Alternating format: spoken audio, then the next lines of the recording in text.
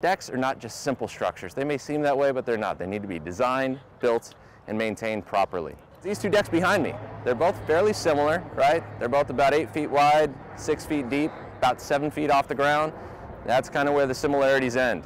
One of these decks right here, you can see, let's just say it has a few issues, while the other one is code compliant and safe. First thing to look for is going to be loose connections. Decks are going to go through different weather, right? The seasons change, it gets rainy.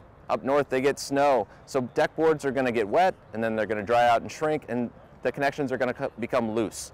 So what you need to do is just check for these loose connections and make sure that you tighten them all up.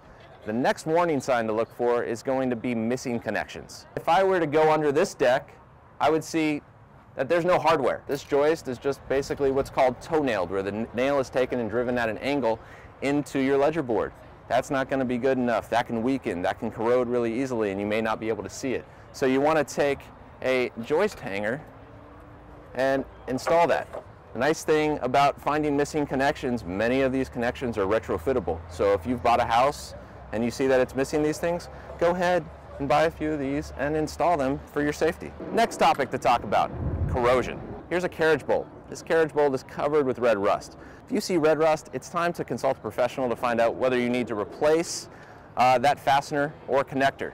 The best way to combat against rust is to have fasteners and connectors that have the proper corrosion coating on them. What do I mean by that? Well, using connectors and fasteners that have a Z-Max or a hot dip galvanized or a stainless steel coating will help protect against corrosion.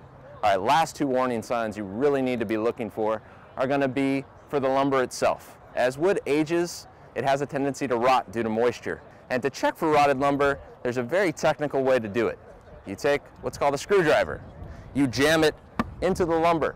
If you can move it around and it feels soft, yeah, it's probably rotted. That means it's time to replace. The next thing to look for is going to be splits in your lumber. Well, fortunately, we have a split right here we can show you. What's happening there is that split has formed. That means the load capacity of that lumber has dropped dramatically. It's time to replace that piece of lumber as well. If you haven't inspected your deck to make sure that it's safe and just assume it is, that deck could come crashing down, injuring, maybe even killing somebody.